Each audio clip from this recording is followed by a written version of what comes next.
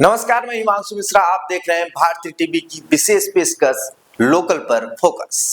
दोस्तों, आइए उन खबरों को पहले जान लेते हैं जिन पर आज के इस एपिसोड में हम फोकस करने वाले हैं। देखिए, जो पहली खबर है कि नोएडा में युवक ने एक महीने में 143 बार बेवजह डायल 112 पर किया कॉल, तो पुलिस ने सबक सिखाया है। तो वहीं दूसरी खबर यह है कि साउथ कोरिया की प्रेमी की नोएडा में हत्या।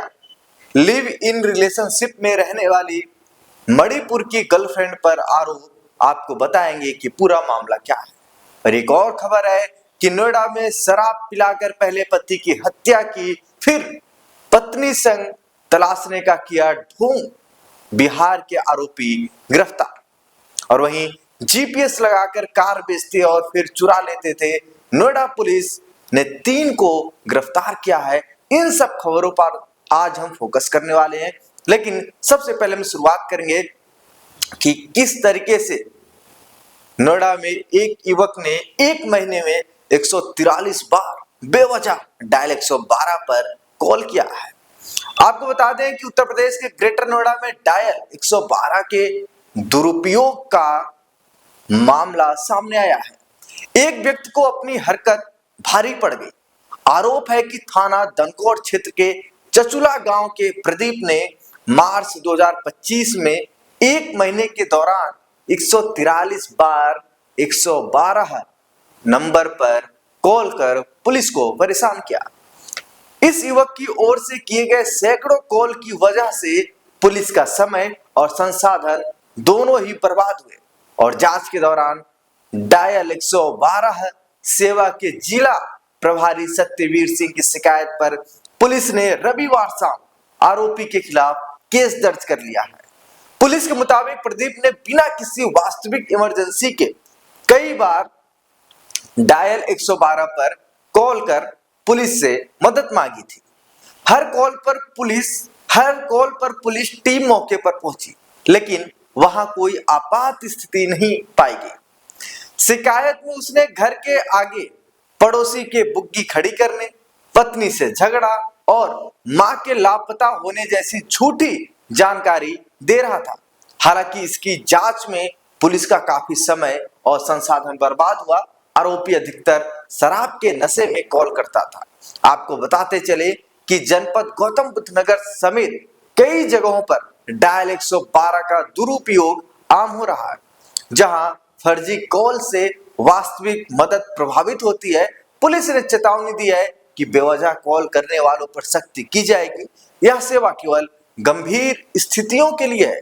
ऐसे मामले पुलिस संसाधनों की बर्बादी है और पुलिस ने लोगों से अपील भी की है कि डायल 112 का इस्तेमाल सोच समझ कर करें। केवल गंभीर स्थिति में ही इस नंबर का प्रयोग करें। अब वहीं दूसरी खबर यह है कि नोएडा के सेक्टर 150 में एक प्रेमिका ने विदेशी प्रेमी की चाकू से गोद कर हत्या कर दी है और बताया जा रहा है कि दोनों लिव इन रिलेशनशिप में रह रहे थे।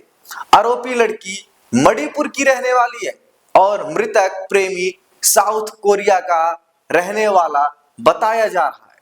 पुलिस के मुताबिक प्रेमिका ही प्रेमी को मृत अवस्था में जिम्स हॉस्पिटल लेकर पहुंची थी। पुलिस ने आरोपी प्रेमिका को गिरफ्तार कर लिया है। मामले की जांच की जा रही है और आपको बताते चले कि थाना नॉलेज पार्क पुलिस ने बताया कि उन्हें जिम्स अस्पताल से सूचना मिली थी। अस्पताल में दक्षिण कोरियाई नागरिक डक ही यू को मृत अवस्था में लाया गया था। वह सेक्टर 150 स्थित एटीएस पायस हाइडवेज गौतम बुद्ध नगर में रहता था। पुलिस की शुरुआती जांच में अब तक सामने आया है कि मणिपुर की रहने वाली लुंजेना पमाई ने ही डक यू लू को अस्पताल में भर्ती कराया था। लुंजेना पमाई ने चाकू से उसकी हत्या की। दोनों काफी समय से लिव इन रिलेशनशिप में रह रहे थे। आपको बता दें कि प्रारंभिक जानकारी के अनुसार मृतक डक यू शराब पीकर प्रेमिका लुंजेना पमाई के साथ मारपीट करता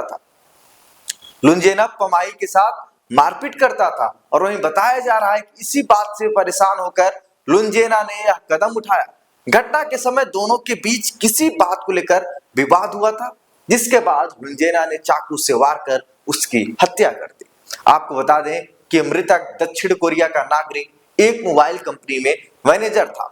इस मामले में थाना नॉलेज पार्क पुलिस स्टेशन में तत्काल मुकदमा दर्ज कर जांच शुरू कर दी है। पुलिस ने आरोपी महिला लुंजेना पमाई को गिरफ्तार कर लिया है और कानूनी कार्रवाई की जा रही है। और वहीं अब तीसरी खबर पर हम आते हैं कि दिल्ली से सटे नोएडा सेक्टर 126 थाना क्षेत्र के पुस्ता रोड किनारे झाड़ियों में मिले अजय मुखिया के शव की गुत्थी को पुलिस ने महज 24 घंटे के अंदर सुलझा लिया है। हत्याकांड का मास्टरमाइंड कोई और नहीं बल्कि अजय का अपना साढ़ू निकला। पुलिस ने इस मामले में 2 मुख्य आरोपियों को समेत 3 लोगों को गिरफ्तार किया है। आरोपियों ने न केवल हत्या की वारदात को अंजाम दिया बल्कि पुलिस को गुमराह करने के लिए मृतक की पत्नी के साथ मिलकर उसे तलाशने का नाटक भी किया। आपको बताते चले कि बिहार के समस्तीपुर का रहने वाला अजय मुखिया, जिसकी उम्र 24 साल है, वह रायपुर पुस्ता स्थित झुग्गी में अपनी पत्नी और 2 बच्चों के साथ रहता था। वहीं पास में उसके 2 साढ़ू रामवचन मांझी और साजन मांझी भी रहते थे। रामवचन को किसी ने शक पैदा कर दिया था कि उसकी पत्नी और अजय के बीच अवैध संबंध है। रामवचन का आरोप था कि जब वह घर पर नहीं होता था तब अजय उसकी झुग्गी में आता था।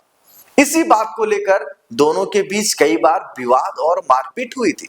रामवचन ने अजय को चेतावनी दी थी, लेकिन जब उसे लगा कि स्थिति नहीं सुधर रही तो उसने अपने दूसरे साढ़ू साजन मांझी के साथ मिलकर अजय की हत्या कर दी। पुलिस ने आरोपियों की निशानदेही पर अजय का मोबाइल फोन, एटीएम कार्ड और शव ढोने में इस्तेमाल किया गया ई-रिक्शा बरामद कर लिया है।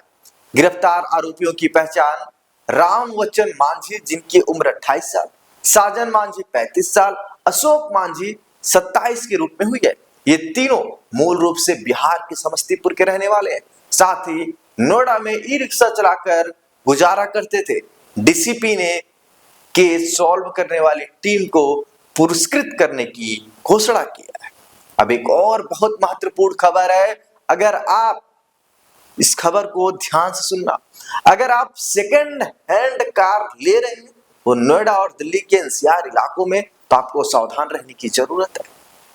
जी हाँ, आपको सावधान रहने की जरूरत है, क्योंकि दस्तावेज चेक कर तसल्ली कर लें कि वह चोरी की तो नहीं है, क्योंकि ग्लोबल पोजीशनिंग सिस्टम मतलब जीपीएस लगाकर कार बेचने के बाद उसे चोरी कर रीसेल करने का अनोखा मामला पुलिस के सामने आया है। इस गैंग का खुलासा कर पुलिस ने 3 आरोपियों को गिरफ्तार कर लिया है। आपको बता दें कि कागज ना देना पड़े इसीलिए कार को ट्रांसफर नहीं किया जाता था। अगर कोई संतुष्ट नहीं होता था तो उसे फर्जी दस्तावेज पकड़ा देते थे। जब तक पीड़ित पता करते, आरोपी कार को ट्रेस कर चुरा लेते थे। इसके बाद संपर्क तोड़ लेते थे। गैंग ऐसी 10 से अधिक घटनाएं कर चुका है। आपको बताते चलें कि नोएडा के थाना सेक्टर 113 नोएडा पुलिस ने कार्रवाई करते हुए चोरी और धोखाधड़ी की एक संगठित गिरोह का पर्दाफाश किया है। पुलिस ने वंचित 3 अभियुक्तों को चोरी की गई कार और चाबी के साथ गिरफ्तार किया। पुलिस अधिकारियों के मुताबिक थाना सेक्टर 113 की पुलिस टीम ने बर्थला डूब क्षेत्र कब्रिस्तान सर्विस रोड के पास से अभियुक्तों को गिरफ्तार किया। बरामद की गई कार बिना नंबर प्लेट की थी, जिसे चोरी के बाद छिपाकर रखा गया था। पुलिस जांच में सामने आया कि अभियुक्त Arun Bhardwaj second hand car की खरीद फरोख्त का काम करता है। उसने पीड़ित को कार बेचते समय ही उसकी डुप्लीकेट चाबी बनवा ली थी। कार में जीपीएस डिवाइस भी लगा दी थी। कार को बिक्री के बाद ट्रांसफर की प्रक्रिया पूरी होने से पहले ही उसे अपने साथी लोकेश नागर और अमित नागर के साथ मिलकर कार को चोरी करवा लिया। बताया गया कि कार पर फाइनेंस भी चल रहा था। अभियुक्त अरुण ने पीड़ित से कार की पूरी रकम पहले ही प्राप्त कर ली थी। बाद में उसी कार को चोरी कराकर फर्जी दस्तावेज तैयार कर किसी अन्य व्यक्ति को बेचने की योजना बना रहा था। कितना संगठित खेल चल रहा था, कितनी बड़ी साजिश चल रही थी।